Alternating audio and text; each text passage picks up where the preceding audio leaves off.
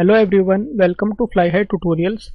Fly High Tutorials में फिर से आपका हार्दिक स्वागत है। आज का जो हमारा टॉपिक है वो है मैथमेटिक्स में लैपलास ट्रांसफॉर्म। इसका पार्ट 2 हम डिस्कस करेंगे।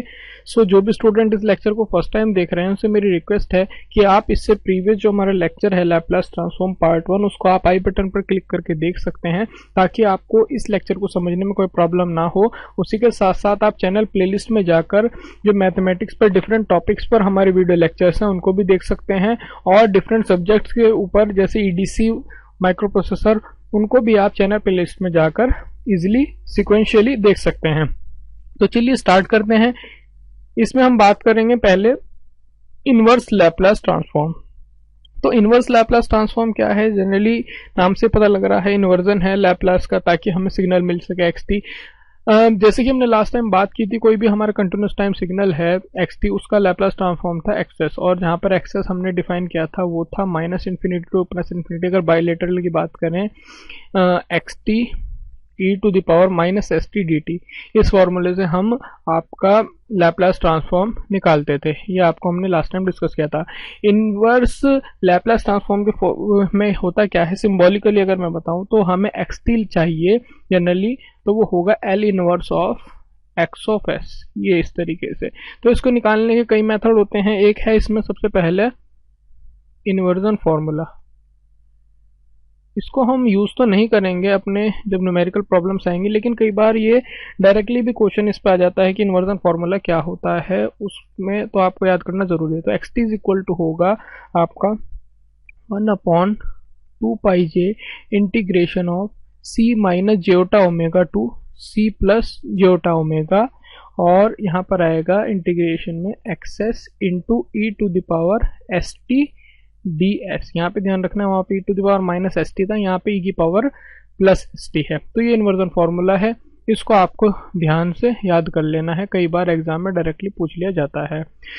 एक और जो मेरे पास मेथड होता है वो है टेबल्स का यूज करके, यानी कि जिनके हमें लैपलास ट्रांसफॉर्म जो हमने लास्ट टाइम डिस्कस किए थे, आपके चाहे डेल्टी हो यूटी हो, डिफरेंट जितने भी पेयर्स डिस्कस किए थे, अगर हम कोशिश करेंगे कि हम अपने लैपलास ट्रांसफॉर्म को उन फॉर्म्स में डिवाइड कर लें।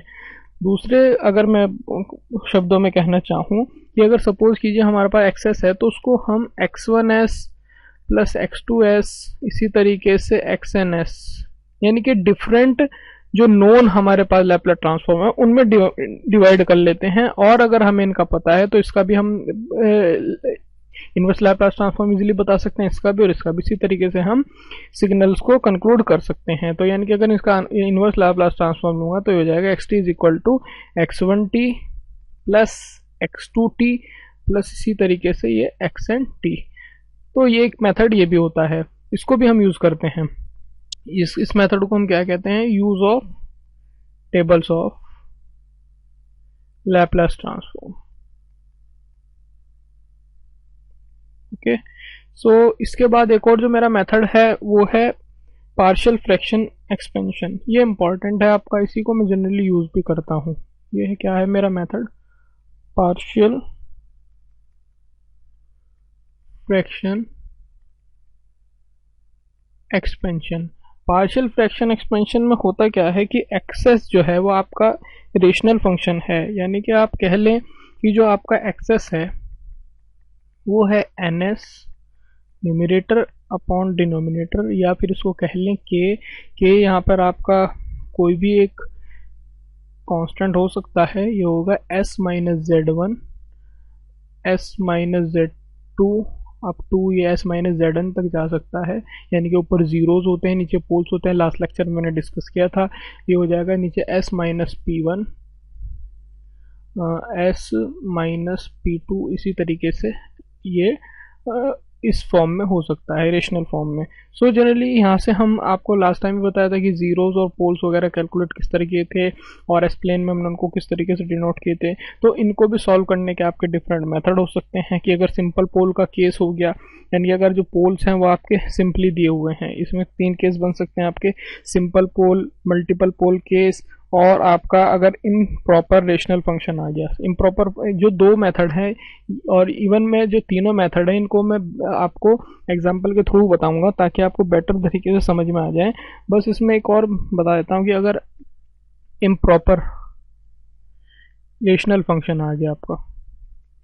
तो इम्प्रॉपर रेशनल फंक्शन किसे कहते हैं, मैंने लास्ट टाइम बताया था कि m is greater than equal to n, यानी कि जो आपका न्यूमरेटर है वो ग्रेटर देन हो जाए डिनोमिनेटर की, या आप कह लें एक्सेस इज इक्वल टू, अगर ns अपॉन ds है तो इसको आप लिखेंगे qs, यानी कि डिवाइड करेंगे qs plus rs upon ds। qs क्या है यहाँ पे, कोशिएंट, और आपका RS क्या है, RS जो है वो आपका है रिमाइंडर। ये जनरली मैं इसीलिए आपको बेटर है कि एग्जाम्पल के थ्रू समझाऊंगा। यहाँ पे आप जस्ट एक ओवरव्यू ले लीजिए कि हम अगर कहीं रेशनल फंक्शन आएगा तो उसके केस में क्या कुछ करने वाले हैं। तो उसको हम जो हमारा न्यूमरेटर है उसको डिनोमिनेटर से मैं डिवाइड करूंगा, तो उसमें मेरे क्वोशिएंट आएगा प्लस जो मेरा रिमाइंडर है और डिनोमिनेटर है इस फॉर्म में लिखूंगा, ताकि उसको मैं इस फॉर्म से चेंज करके आ सकूँ, यानी कि n is less than m हो जाए आपका, ये इस केस में लाऊंगा। तो वो इसी तरीके से पॉसिबल है। आगे मैं एग्जाम्पल के थ्रू आपको क्लियर करता हूँ। तो चलिए कुछ एग्जांपल्स ले लेते हैं ताकि आपको बेटर ढंग से ये क्लियर हो जाए कॉन्सेप्ट कि इनवर्स लैप्लास ट्रांसफॉर्म हम किस तरीके से कैलकुलेट करते हैं। तो कुछ हमारे पास एग्जांपल जो है वो ये है कि एक है हमारे पास कि दिया हुआ है हमें लैप्लास ट्रांसफॉर्म में फाइंड करना है, हमें फाइंड क्या करना है, इनवर्स लैप्लास ट्रांसफॉर्म। पहला जो दिया हुआ है वो है हमें x s is equal to 1 upon s plus 1, साथ ही साथ उसकी आरओसी भी दी हुई है RES is greater than is equal to -1। अब आप इसको देख के बता सकते हैं, सबसे पहले आपको पता लगाना कि ये राइट साइडेड सिग्नल है या लेफ्ट साइडेड सिग्नल है। अगर RES ग्रेटर देन -1 है तो इससे आप पता लगा सकते हैं कि ये राइट साइडेड सिग्नल है। तो आपको पता है कि 1 अपॉन एस प्लस 1 किसका होता है, या s प्लस ए किसका लैप्लास ट्रांसफॉर्म था। आपको ध्यान होगा अगर तो e to the power -AT ut इसका लैप्लास ट्रांसफॉर्म था 1 अपॉन एस प्लस ए, और RES उस केस में क्या थी आपकी, ग्रेटर देन -a। तो इसको इसके साथ कंपेयर कीजिए, यहाँ पे s प्लस 1 है तो यहाँ पर क्या आ जाएगा, ये आएगा इसका जो xt होगा वो आएगा आपका e to the power -AT, a की जगह आ गया आपका 1, यानी कि माइनस का t इंटू ut। ये मैंने क्यों लिखा, क्योंकि RES मुझे पता है, या ROC जो है वो ग्रेटर देन -1 है, इसीलिए ये आया है। दूसरे से और बेटर क्लियर हो जाएगा अगर आपको एक्सेस दिया हुआ है 1 अपॉन एस प्लस 1 सेम है, लेकिन अगर ROC आपकी क्या है इस केस में लेस देन -1, तो आपको पता है कि ये लेफ्ट साइडेड सिग्नल है, और ये आपको पता है -c to the power -AT u of -t इसका लैप्लास ट्रांसफॉर्म था आपका 1 अपॉन एस प्लस ए, और RES जो था वो था लेस देन -a, यही था ना। तो इस केस में आप क्या लिख सकते हैं, इसको 1 अपॉन एस प्लस ए को लिख सकते हैं आप माइनस, ये वाला minus e to the power -t u of -t, ठीक है, और RES -1 है तो इससे पता लग गया आपका लेफ्ट साइडेड सिग्नल है ये। उसी के साथ साथ आपका एक और एग्जांपल है, तो ये है एक्सेस जो है ये है s upon s square plus 4, और RES इस केस में दी हुई है ग्रेटर देन इंजीनियरिंग के प्रॉपर है। तो आपको अगर ध्यान होगा ये किसका होता है, ये था आपका cos omega naught t ut। तो cos ओमेगा नॉट यहाँ पे क्या होगा, एस स्क्वायर प्लस 2 का स्क्वायर, ये 4 नहीं लिखना आपको, तो 2 का स्क्वायर आपका होगा 4, यानी कि ये हो जाएगा cos 2t ut। अगर आपने फॉर्मूलेज वो ढंग से याद किए हैं तो आपको अब ये बड़े ही आसानी से आप इनको बता सकते हैं कि किसी जो लैप्लास ट्रांसफॉर्म है उसका सिग्नल किस तरीके कन्वर्ट करेंगे।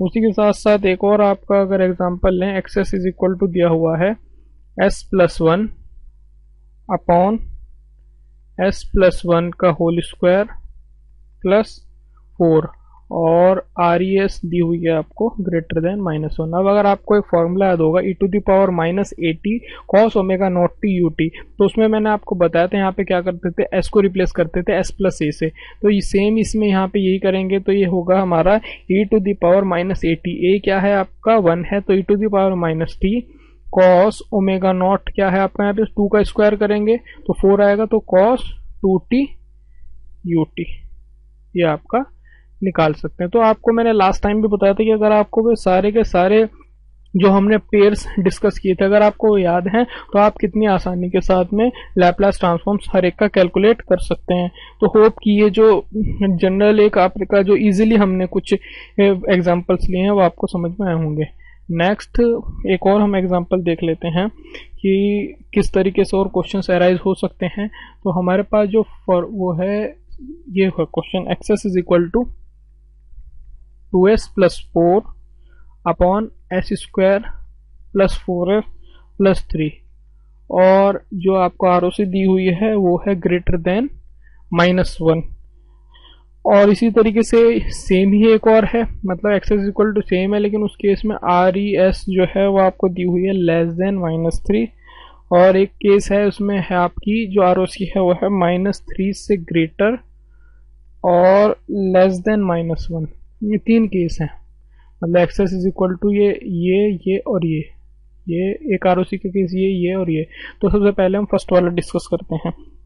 तो एक्सेस को हम क्या करेंगे, पार्शियल फ्रैक्शन से एक्सपेंड करेंगे। तो ये क्या हो जाएगा, 2 कॉमन निकाल लीजिए s प्लस 2 और ये नीचे क्या इसके आप फैक्टर कर दीजिए तो हो जाएगा s plus 1 and s plus 3।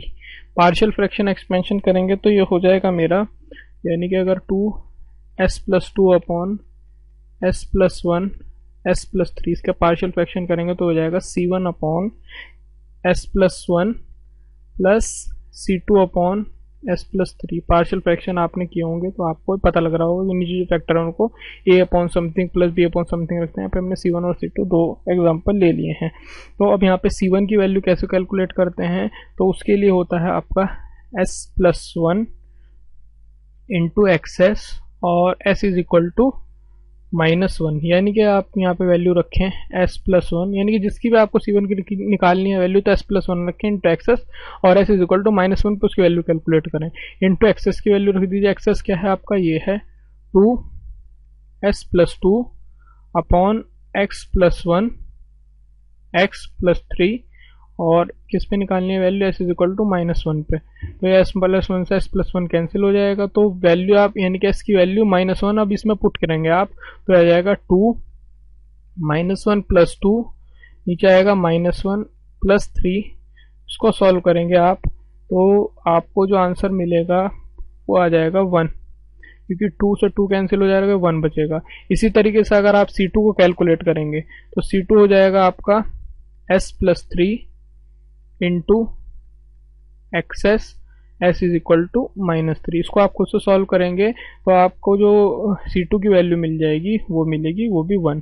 तो आप इस तरीके से क्या कह सकते हैं कि एक्सेस जो है वो मेरा वो किस तरीके से पार्शियल फ्रैक्शन के बाद किस तरीके से मेरे को मिला, x s is equal to c1 upon s plus 1। c1 था आपका 1 अपॉन s प्लस 1, इसी तरह c2 upon s plus 3। c2 की वैल्यू 1 थी तो ये आएगा, इस तरीके से एक्सेस मिल जाएगा। अब आपको पता है कि हमारे 3 केस दिए हुए हैं। 3 केस में क्या है कि पहला केस मेरा क्या है, पहला जो केस है उस केस में क्या है, आर ई एस जो है वो ग्रेटर देन -1 है। इस केस में आपको क्या पता लगा है, अगर ये है तो एक्स टी जो है इस केस में आपको पता है कि क्या होता है, प्रॉपर्टीज ऑफ आरओसी हमने डिस्कस की थे कि ये अगर आरओसी ग्रेटर देन -1 है यानी कि जो सिग्मा मैक्स से ज्यादा है वैल्यू तो ये राइट साइडेड सिग्नल होगा। तो इस केस में जो एक्स टी होगा वो आपका क्या आएगा, e to the power -t ut, e to the power -at ut से e to the power -t ut plus e to the power -2t ut, ये आ जाएगा इसका। दूसरा है आपका केस कि आर ई एस आपको दिया हुआ है लेस देन -3। अगर -3 सॉरी ये s प्लस 3 है आपका यहाँ पे, अगर आपका दिया हुआ है R E S less than -3 यानी कि सिग्मा मिनिमम से भी कम है तो वो केस हो गया आपका लेफ्ट साइडेड सिग्नल का। तो प्रॉपर्टीज आरएफसी में मैंने आपको बताया तो x t is equal to क्या हो जाएगा आपका, ये जो सेम है ये चेंज किस तरह हो जाएगा, ये होगा e to the power -t u of -t minus e to the power -3t u of -t। Left side signal के लिए मैंने आपको बताया था क्योंकि अगर ये -3 से लेस है यानी कि सिग्मा मिनिमम से कम है तो लेफ्ट साइड सिग्नल होगा। उसके बाद तीसरा केस दिया हुआ है आपको कि आर ई जो है आर ई यानी आर ओ सी जो है वो -3 से ग्रेटर है और -1 से लेस है। तो ये क्या हो गया आपका, डबल साइडेड सिग्नल हो गया। अगर डबल साइडेड सिग्नल हो गया है तो इस केस में xt क्या होगा, अगर -3 से आपका ग्रेटर है, अगर -3 से आपका ग्रेटर है ये वाला, तो ये हो गया आपका राइट साइडेड सिग्नल। तो इसके केस में आप क्या लिख सकते हैं, इसमें e⁻−3t u(t), लेकिन -1 से लेस है, तो यहाँ इस केस में क्या हो गया कि लेफ्ट साइड सिग्नल है, तो इस केस में आप क्या लिखेंगे, -e⁻−t u(-t). तो होप कि ये जो मैंने तीनों आपके केसेस लिए हैं, आप देख सकते हैं कि रिजल्ट मेरा सेम आ रहा था, लेकिन आरओसी की वजह से सभी का जो xt की वैल्यू है वो चेंज हो गई है। तो आपको होप कि जो कॉन्सेप्ट है ये क्लियर हुआ होगा। अगर आपने लास्ट लेक्चर को अच्छे से एनालाइज किया है, उसको समझा है, तो आप देख सकते हैं कि कितने इजीली हम इन इक्वेशंस को सॉल्व कर सकते हैं, इन क्वेश्चंस को एक कंक्लूजन पॉइंट तक पहुंचा सकते हैं। होप कि आपको क्लियर हुआ होगा। इसी के साथ साथ एक और एग्जांपल भी ले लेते हैं, उसमें देखते हैं कि आप पार्शियल फ्रैक्शन को यूज करके बड़े से बड़ा जो क्वेश्चन है उसको कैसे सॉल्व कर सकते हैं। क्वेश्चन है मेरा कि एक्सेस इज इक्वल टू दिया हुआ है आपको s² + 2s + 5 upon s + 3 s + 5 का होल स्क्वायर, और जो ROC है वो है RES is greater than is equal to -3। ये दिया हुआ है, इसका मतलब राइट साइडेड सिग्नल है। आप अब इससे पता लगा सकते हैं, माइनस होता तो लेफ्ट साइड सिग्नल है, अगर बोथ साइड होता तो डबल साइड सिग्नल है। अब आपको क्लियर ये हो रहा होगा। अब इसका हम क्या है, पार्शियल फ्रैक्शन करेंगे। पार्शियल फ्रैक्शन किस तरीके से करते हैं इसका हम, तो जो आपका एक्सेस है अब उसको हम किस तरीके से लिख सकते हैं, इसमें आप देखेंगे तो लिखेंगे हम C1 upon s + 3 plus λ1 upon s + 5। इसमें आपको ध्यान ये रखना है कि अगर आपका कोई पोल है वो रिपीट हो रहा है, तो उस केस में क्या करते हैं हम, λ1 upon s + 5 plus λ2 upon s + 5 का होल स्क्वायर। ये आपको ध्यान रखना है कि अगर पोल रिपीट हो रहा है तो पार्शियल फ्रैक्शन किस तरीके से करते हैं। तो ये करते हैं कि एक वैल्यू लिख के उसको s + 5 प्लस λ2 अपॉन s + 5 का होल स्क्वायर, इस तरीके से इसका पार्शियल फ्रैक्शन करते हैं। तो इसी तरीके से अगर आप C1 की वैल्यू निकाल लेंगे, तो C1 की वैल्यू निकालने के लिए मैंने आपको बताया था ये होगा s + 3, वही लिखें, इनटू एक्सेस करें आप। एक्सेस क्या है आपकी, वो ये पूरी वैल्यू आ जाएगी, और वैल्यू कैलकुलेट करनी है आपको s इज इक्वल टू -3। आप इसको खुद से कैलकुलेट करना तो आपको रिजल्ट मिलेगा 2। इसी तरीके से इसके बाद जो वैल्यू निकालेंगे हम सीधे निकालेंगे λ2 की। ये आपको ध्यान रखना है, λ2 की वैल्यू किस तरीके से कैलकुलेट करेंगे आप, तो वहां पे भी सेम आएगा, जो इसके साथ है वो s + 5 का होल स्क्वायर इंटू एक्सेस रखेंगे, और s इज इक्वल टू -5 पर कैलकुलेट करेंगे। -5 पर अगर कैलकुलेट करेंगे, एक्सेस रखेंगे ना आप, यहाँ पे एक्सेस रखेंगे तो s + 5 का होल स्क्वायर से x + 5 का होल स्क्वायर कट जाएगा, तो आपके पास ये बचेगा ना। और ये जब बचेगा आपके पास, इसमें आप s की जगह -5 रखें, बस जो आपका इसके सॉल्व करने के बाद जो कुछ रिजल्ट मिलेगा उसको आप यहाँ पे लिख लें, तो वो मुझे मिलेगा -10। उसी के साथ जो इंपॉर्टेंट है वो है ये λ1 की वैल्यू कैसे कैलकुलेट करेंगे इस केस में। तो λ1 की वैल्यू इसमें केस में कैलकुलेट करेंगे, वो होता है d/ds।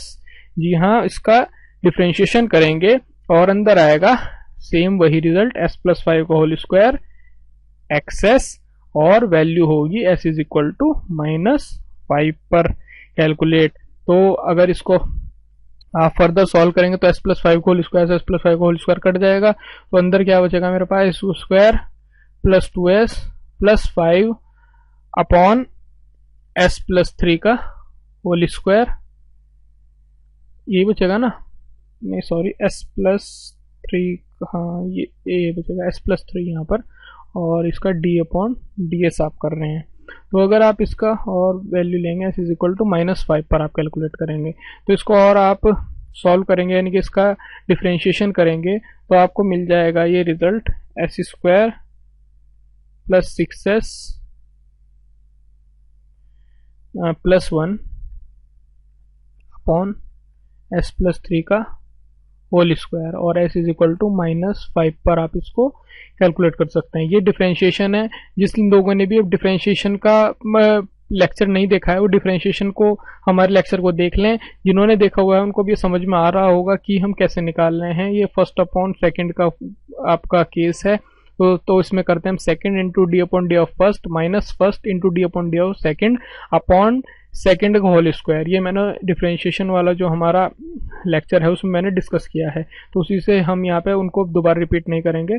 यहाँ पर वैल्यू पुट करेंगे इसमें s इक्वल टू -5। अगर आप वैल्यू पुट करेंगे तो लैम्डा 1 की जो वैल्यू है, लैम्डा 1 की वैल्यू मेरे को मिल जाएगी यहाँ से -1। तो ये आप इनको खुद भी ट्राई करके देखें। लैम्डा 1 की वैल्यू -1 मिल जाएगी, लैम्डा 2 की वैल्यू -10 और ये 2, और इसके बाद आप इनको यहाँ पे पुट कर देंगे 2/s+3 और इसी तरह आएगा -1/s+5 और -10/s+5 का होल स्क्वायर। जब भी आ जाएगा तो आपको क्या यहाँ से मिल जाएगा, यानी कि 1/s+3। अब मैं आपको एक हिंट दे देता हूँ, आपको इसका जो सॉल्यूशन है ये सब मैंने आपको कैलकुलेट कर ही दिए ना। अब आपको यहाँ पे लिख के इनका xt कैलकुलेट करना है और वो आपको कमेंट सेक्शन में बताना है कि क्या आएगा। तो ये आपका एक तरीके से होमवर्क है, ठीक है। नेक्स्ट है हमारा unilateral Laplace transform. Unilateral Laplace transform की बात करें तो जब हमने स्टार्ट किया था लेक्चर तो मैंने आपको वहाँ पे ब्रीफ आइडिया दिया था कि हमारा यूनिलेटरल लैप्लास ट्रांसफॉर्म क्या होता है। यहाँ पे इसका थोड़ा बहुत और हम डिटेल में डिस्कस करेंगे। तो यूनिलेटरल लैप्लास ट्रांसफॉर्म, जिसको हम वन साइडेड लैप्लास ट्रांसफॉर्म भी बोलते हैं, इसको अगर आप कह लें x1s से डिनोट में कर रहा हूँ, तो इसको हम किस तरीके से डिफाइन करेंगे किसी भी xt सिग्नल के लिए, वो होगा x1s। लिमिट्स चेंज हो जाएंगी, बाइलेटरल में -∞ टू +∞ थी, इसके केस में 0 to ∞ हो जाएगा, 0 to ∞ xt e⁻⁻st dt। बाकी आपका सेम ही रहेगा, ये आपको ध्यान में रखना है। अब जो लोअर लिमिट है इसमें ध्यान ये रखना है, जो लोअर लिमिट है इसको हम 0 ना लेके 0 नेगेटिव लेते हैं। क्यों लेते हैं कि या तो हम इसको 0 नेगेटिव क्यों लेते हैं, हम इसको 0 और 0 पॉजिटिव भी ले सकते हैं। तो हम 0 और 0 पॉजिटिव ना लेके इसको 0 नेगेटिव लेते हैं, किस लिए, ताकि जो हमारा xt है, ठीक है, xt जो है हमारा वो डेल टी यानी कि यूनिट इंपल्स फंक्शन और इसके डेरिवेटिव को भी इंक्लूड कर सके, उसकी स्मॉलर वैल्यू को भी इंक्लूड कर सके, इसीलिए हम इसको 0 नेगेटिव लेते हैं। तो आप ये कह लें कि हम नोट करते हैं इमीडिएटली इंटीग्रेशन जो है 0 नेगेटिव से 0 पॉजिटिव। मतलब अगर हमारा सिर्फ अगर आपका यूनिट इंपल्स फंक्शन आ रहा है तो हम 0 नेगेटिव वगैरह कैलकुलेट करेंगे, लेकिन अगर इसके अलावा कोई और आ रहा है तो हम 0 नेगेटिव वगैरह 0 भी कैलकुलेट कर सकते हैं। आपको इन सिंपल वर्ड्स ये मैंने बता दिया है। तो यूनिलेटरल लैप्लास ट्रांसफॉर्म में यही कुछ होता है। होप कि आपको क्लियर हुआ होगा। इसका ये जो फॉर्मूला है ये आपको ध्यान रखना है कि दोनों में फर्क क्या है। यहाँ पे एक चीज और ध्यान रखें कि जो यूनिलेटरल लैप्लास ट्रांसफॉर्म है, अगर यहाँ 0 to ∞ जा रही है तो xt जो है उसकी वैल्यू जो है t इज लेस देन 0 वो इग्नोर कर देगा।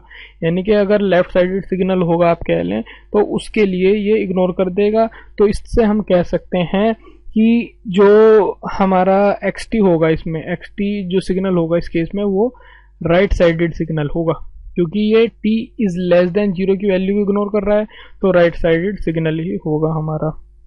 और राइट साइडेड अगर ये सिग्नल होगा तो जो इसकी ROC होगी वो हमेशा ग्रेटर देन सिग्मा मैक्स होगी। ये आपको मैंने प्रॉपर्टी में बताया था, अगर राइट साइड सिग्नल होता है तो अगर ये राइट साइडेड हमेशा ही होना है ये सिग्नल, तो इसके केस में जो ROC होगी वो RES is greater then sigma max होगी। होप कि आपको क्लियर हुआ होगा। उसके बाद कुछ बेसिक प्रॉपर्टीज को डिस्कस करेंगे। मोस्टली जो प्रॉपर्टीज होती हैं यूनिलेटरल लैप्लास ट्रांसफॉर्म की वो सेम होती हैं आपकी बाइलेटरल लैप्लास ट्रांसफॉर्म के, लेकिन कुछ एक प्रॉपर्टीज आपकी डिफरेंट होती हैं, उनके बारे में हम बात कर लेते हैं। तो पहली है हमारी डिफरेंशिएशन इन टाइम डोमेन। इसके केस में क्या होगा कि अगर आपने डिफरेंशिएशन किया है यानी कि d/dt ऑफ xt इसका लाप्लास ट्रांसफॉर्म आपको चाहिए। सो जनरली इस केस में होगा क्या, आपको उसमें आपका आता था बाइलेटरल में आप मल्टीप्लाई कर देते थे SFS या XS के साथ में, जो आपका लाप्लास ट्रांसफॉर्म उसमें x की मल्टीप्लाई कर देते थे। यहाँ पे क्या होगा, यही होगा सेम SXS माइनस एक और टर्म आ जाएगी आपकी यहाँ पे x0 नेगेटिव। x0 नेगेटिव क्या है आपकी x टी की वैल्यू है at t is equal to 0 negative पर। ये सिंपल है आपका कॉन्सेप्ट। उसके बाद अगर आपने डबल डिफरेंशिएशन किया है ये, तो आपका रिजल्ट कुछ इस तरीके से मिल जाएगा आपको, S square x S minus x zero negative S into x zero negative minus x dash zero negative. X dash zero negative यहाँ पे क्या हो गया कि आप एक्स डैश टी निकाल लेंगे, उसमें टी की वैल्यू जीरो पुट करेंगे, तो जनरली इनकी वैल्यूज आपको दी हुई होती है। तो होप कि ये जो कॉन्सेप्ट है ये आपको क्लियर हुआ होगा, इसको आप फर्दर भी एक्सटेंड कर सकते हैं। उसके बाद एक और मेरी प्रॉपर्टी रह जाती है, वो है integration in time domain. Integration के केस में क्या करेंगे आप कि अगर सपोज कीजिए आपको कोई सिग्नल है, एफ टी ले लेते हैं, कोई फंक्शन है, तो ये होगा आपका f s upon s plus f inverse zero negative upon S, या एल डबल डिफरेंशिएशन अगर आप करें तो उस केस में क्या आएगा आपका f s upon s square plus f inverse zero negative upon s square plus f zero negative upon s. यहाँ पे जो ये है आपकी f inverse zero negative, f inverse ये माइनस टू जीरो नेगेटिव, ये जनरली क्या है वैल्यूज हैं आपकी एफ टी, यानी कि f t double integration of f t, इनकी वैल्यूज हैं आपकी at t is equal to zero negative पर। समझ गए? मतलब इंटीग्रेशन जो हम करेंगे उनकी वैल्यूज हैं आपकी t is equal to zero पर। जैसे कि यहाँ पर हमने की है कि जो एक्स जीरो नेगेटिव है वो है एक्स टी की value at t is equal to zero negative पर, और एक्स डैश जीरो नेगेटिव जो है वो है वैल्यू आपकी एक्स डैश टी की वैल्यू है t is equal to zero पर। सिमिलर केस आपका यहाँ पर है, तो इसके लिए हमने डिफरेंट नोटेशंस यूज किए हैं। तो होप ये जो कॉन्सेप्ट है ये आपको क्लियर हुआ होगा। याद रखने इनको आपको बहुत ज़रूरी है, क्योंकि इन पे डायरेक्टली फॉर्मूला बेस्ड ही क्वेश्चन कई बार अराइज हो जाता है। उसके बाद है मेरी initial value and final value theorem.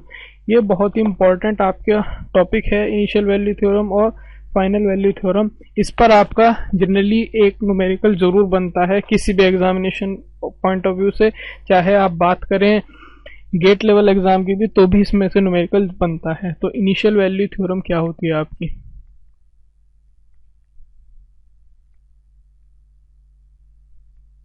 Initial value theorem होती है आपकी लिमिट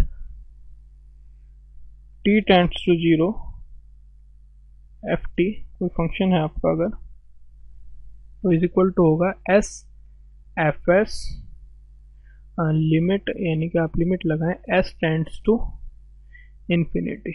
इनिशियल वैल्यू थ्योरम में क्या होगा आपका limit s tend to infinity s f s, ये होता है आपका जो रिजल्ट आएगा वो आपकी इनिशियल वैल्यू थ्योरम होती है। उसी तरीके से जो फाइनल वैल्यू थ्योरम है, फाइनल वैल्यू थ्योरम के केस में होगा limit t tends to infinity, ये फाइनल हो गया ना, t tends to infinity f t. इसके केस में क्या होगा आपका limit s tends to zero s f s. ये आपकी दो थ्योरम हैं, इनको याद जरूर रखें, इन पर न्यूमेरिकल आपका मोस्टली आता है। यानी कि limit t tends to zero f t का होगा limit s tends to infinity s f s, और इसके केस में limit s tends to zero s f s. इसके जो रिजल्ट आएंगे वो कहलाते हैं मेरे इनिशियल वैल्यू थ्योरम और फाइनल वैल्यू थ्योरम। इस पर आपको एक न्यूमेरिकल में बता देता हूँ। तो सपोज कीजिए कि अगर आपको दिया हुआ है f s is equal to है आपका 2s plus 1 upon s square plus 4s plus 7, और आपसे इनिशियल और फाइनल वैल्यू थ्योरम पूछ रहा है, इनिशियल वैल्यू और फाइनल वैल्यू क्या होगी। तो इनिशियल वैल्यू क्या होगी आपकी, सबसे पहले जो इनिशियल वैल्यू होगी आपकी वो होगी आपकी एफ टी, या आप कह लें limit t tends to zero, और एफ टी जो होगा वो होगा आपका, मैंने बताया था, limit s tends to infinity s f s. अगर आप यहाँ पे वैल्यू रखेंगे s into 2s plus 1 s square plus 4s plus 7, इसको सॉल्व करने का तरीका क्या है, आप 2 ऊपर से s कॉमन लेंगे आप, तो ये s बाहर है, 2s² हो जाएगा, अंदर बचेगा आपका 1 + 1/s। क्योंकि इन्फिनिटी है तो इसको 1/∞ का केस बनाना पड़ेगा, क्योंकि आपको पता है 1/∞ आपका 0 होता है।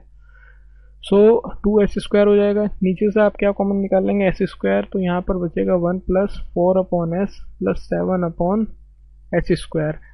Limit s tends to infinity. अब वैल्यू पुट करेंगे आप, यहाँ से s² से s² कैंसिल हो जाएगा। अगर वैल्यू पुट करेंगे आप तो जाएगा 2 1 + 0/1 + 0 + 0, तो ये हो जाएगा आपका 2, यानी कि इनिशियल वैल्यू आ गई आपकी 2। इसी तरीके से है आपकी फाइनल वैल्यू। फाइनल वैल्यू क्या होती है आपकी, आपको पता है लिमिट मैंने बताया t tends to infinity ft, तो फाइनल वैल्यू होती है आपकी limit s tends to 0 s fs। यहाँ पे वैल्यू रखेंगे आप s × 2 s + 1/s² + 4s + 7। अब यहाँ पे अब आप क्या करेंगे, हमारे बाहर s है, तो अगर वैल्यू 0 पुट करेंगे आप तो ये भी 0 हो जाएगी, नीचे वाली टर्म भी 0 हो जाएगी, तो वैल्यू आ जाएगी 0। तो इनिशियल वैल्यू आपको यहाँ से क्या मिली, वो है 2, और फाइनल वैल्यू क्या मिली है आपको यहाँ से 0। तो इस तरीके से आप इजीली कैलकुलेट कर सकते हैं अगर आपको ये दोनों मेथड पता है। इन पे मोस्टली आपका न्यूमेरिकल ज़रूर आता है हर एग्जाम में। होप कि आपको क्लियर हुआ होगा यूनिलैटरल लैप्लास ट्रांसफॉर्म और इनवर्स लैप्लास ट्रांसफॉर्म। तो अगर आपको हमारा लेक्चर पसंद आया है तो सब्सक्राइब करना ना भूलें, इस रेड बटन को ज़रूर क्लिक कीजिए और ज़्यादा से ज़्यादा लोगों के साथ हमारी वीडियोस को शेयर कीजिए। हमारे चैनल के बारे में ज़्यादा से ज़्यादा लोगों को बताइए। पसंद आया है तो लाइक ज़रूर कीजिए, अप्रिशिएट ज़रूर कीजिए, और कोई क्वेरी या डाउट है तो class.flyhigh@gmail.com पर मेल भी कर सकते हैं। देखने के लिए आपका बहुत बहुत धन्यवाद। आपका समय शुभ रहे। Thank you.